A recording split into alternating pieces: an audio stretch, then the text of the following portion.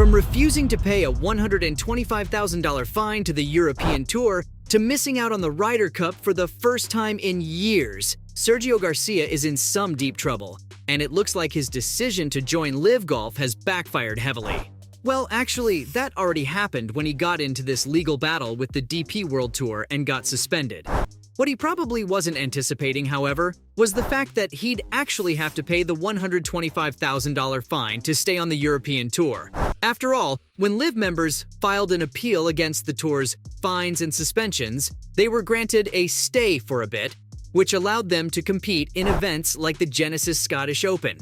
But while most people speculated that they'd come out with some sort of playing freedom away from the European Tour, since it's not as harsh as the PGA Tour with its suspensions and bans, the result was, sadly, the opposite. LIV members like Lee Westwood and Patrick Reed lost the legal battle in April, and now they've got to face the music. Here's where things get interesting, though. Out of the 17 people who got fined and suspended for joining LIV Golf last year, only one hasn't paid his fine.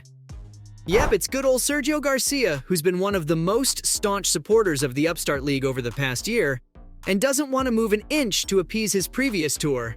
In fact, the 43-year-old has been so stubborn with his stance about not paying the fine that he's ready to be kicked out of the European Tour.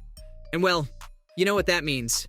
Sergio Garcia could very well find himself in another legal battle with the tour. I mean, they could actually take some serious action against the Spaniard for not cooperating. Because, in their official statement, the DP World Tour said that the 43-year-old has not paid his $125,000 fine, nor has he given any indication that he intends to.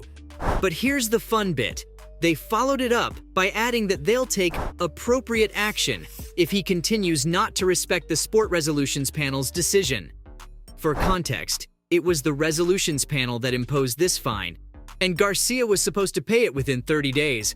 Plus, as I've already mentioned, the European Tour also confirmed that the other 16 golfers, including Westwood, Reed, and Poulter, had all paid the full six-figure amount that they owed. Wait a sec, though. Why were they fined so heavily? Was it just because they all joined LIV Golf? Well, things are a bit more complicated than that, because even though the DP World Tour or the PGA Tour don't have a rule against people playing on other tours, they do have to compete in other regions to comply. Like, the European Tour even said in its official statement that these LIV players had breached the conflicting tournament regulation by competing in conflicting events without permission. Now, obviously, there's every possibility of the DP World Tour lodging yet another complaint against Garcia, which could lead to a very long legal battle between them. That being said, the Spaniard has sort of gone and done the unthinkable, something that has really thrown a spanner in the works in this whole saga. 'Cause guess what? Sergio Garcia has actually resigned from the European Tour himself. Yeah, that's absolutely wild, right? Considering just how much he means to the tour and how much he's achieved over the years. So, to be leaving like this, after this nasty case, I'm sure no one would have wanted that. Although, you see, that's what he had to do if he wanted to keep himself safe from even more legal drama. Now, I'm sure there's still a possibility of that happening at some level, but by cutting ties with the tour, the 43-year-old has gotten himself out of a lot of trouble. Of course, this has come at a cost, because not only does he lose his European Tour membership now, but he's also going to miss out on Ryder Cup participation. More on that later. For now, let's stay on the DP World Tour as they released a statement after getting the resignation letter as well. Oh, and get this. Garcia wasn't the only LIV Golf member to leave. Lee Westwood, Ian Poulter, and Richard Bland also followed suit and handed in their resignations alongside the Spaniard.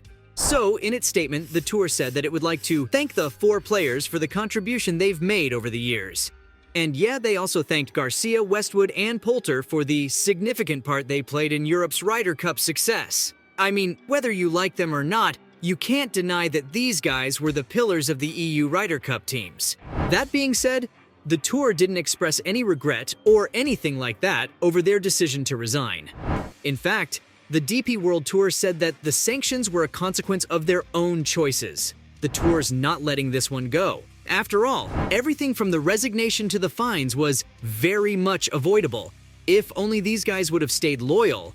What's more, the European Tour also elaborated further on its decisions, saying that they've got a responsibility to their entire membership to maintain regulations and make sure that everyone's adhering to them. These regulations are in place to protect the collective interests of all DP World Tour members, they said. On top of that, the circuit also doubled down on its stance regarding the fines, saying that the Sport Resolutions Panel was absolutely right with its decision to impose a fine.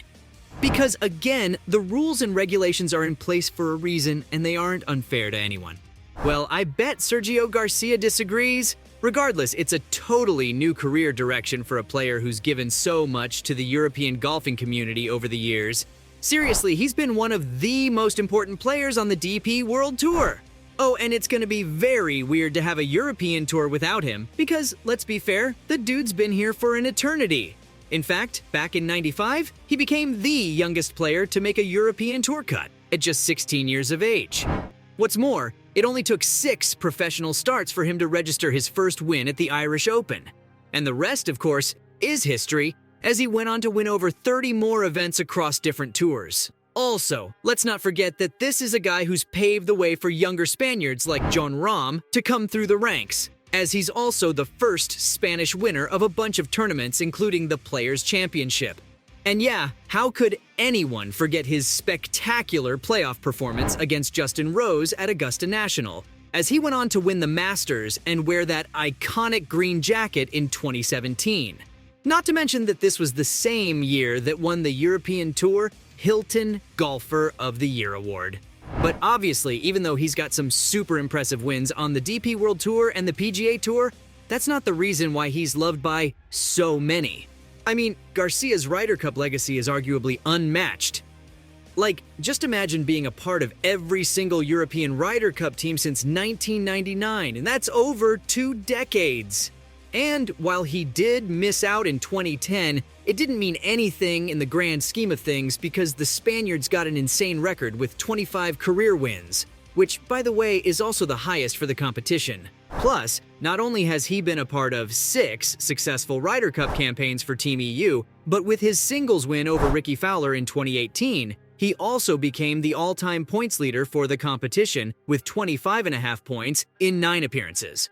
I mean, the guy is a Ryder Cup legend, period. And that's exactly what makes his departure from the competition so disappointing. In fact, even Rory McIlroy sad about not having him on the European team.